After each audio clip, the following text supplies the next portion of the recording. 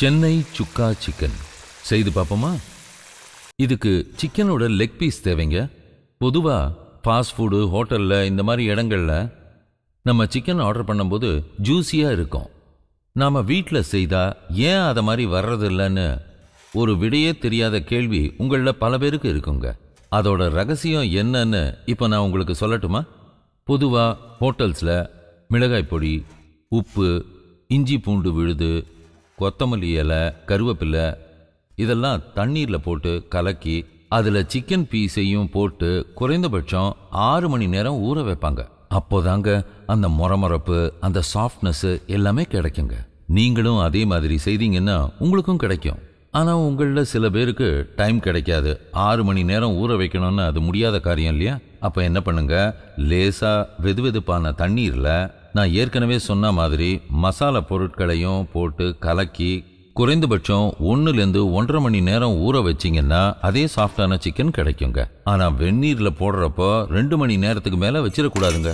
ஏன்னா chicken piece கெட்டு போயிடும். சிக்கனோட லெக் பீஸை அப்படியே முழுசாக போட்டுறக்கூடாதுங்க. இதை பார்த்தீங்களா? இதே மாதிரி கீறி கீறி விடணுங்க. இந்த மாதிரி கீறி கீறி விடுறதுனால சிக்கனோட உள்பகுதியெல்லாம் உப்பு, காரம் எல்லாமே சேர்றதால நல்லா டேஸ்டியாக கிடைக்குங்க.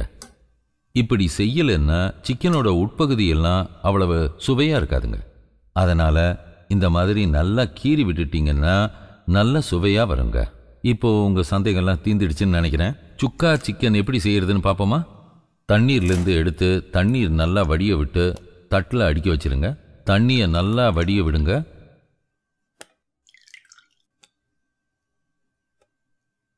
போலில் ஒரு முட்டையை உடைச்சி ஊற்றிக்கிங்க. அது கூட கொஞ்சம் மிளகாத்தூள் சேர்த்துக்குங்க. உப்பு போட்டுக்குங்க. இஞ்சி பூண்டு விழுதையும் சேர்த்துக்குங்க. பொடியை நறுக்கிய கொத்தமல்லி, கருவேப்பிலை சேர்த்துக்குங்க. இதை நல்லா கலக்கணுங்க. இந்த மாதிரி நல்லா கலக்கி வச்சுக்குங்க. இப்போ சாஸ் கோட்டிங் ரெடி.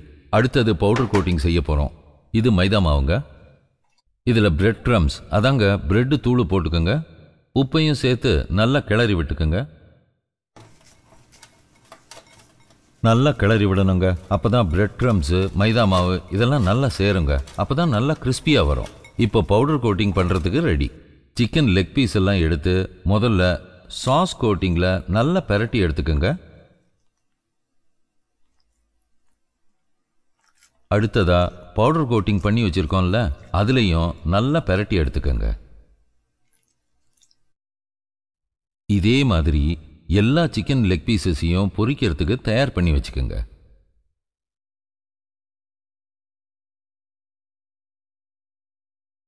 இப்போ பொரிக்கிற சட்டியில் எண்ணெய் சூடாக இருக்குங்க.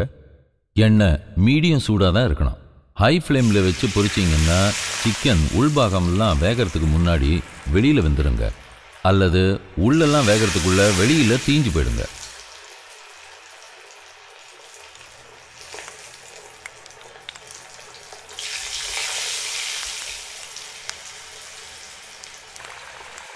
இப்போ பார்த்தீங்களா, சிக்கன் நல்லா கோல்டன் ப்ரௌன் கலருக்கு வந்திருக்கு.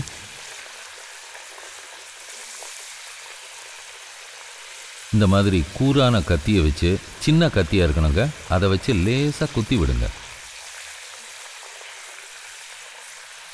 சரிங்க, இப்போ எண்ணெயிலேருந்து சிக்கனை எடுத்துடலாமா?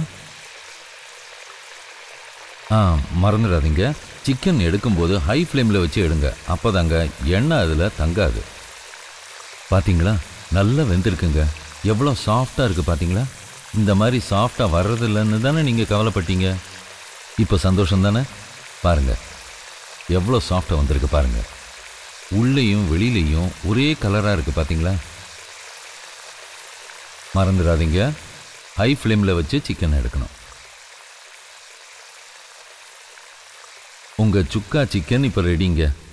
பிளேட்டில் ஒரு டிஷ்யூ பேப்பரை போட்டு அதில் சிக்கன் எடுத்து வச்சுக்கோங்க. அப்போ தான் எண்ணெய் நல்லா உறிஞ்சப்படுங்க.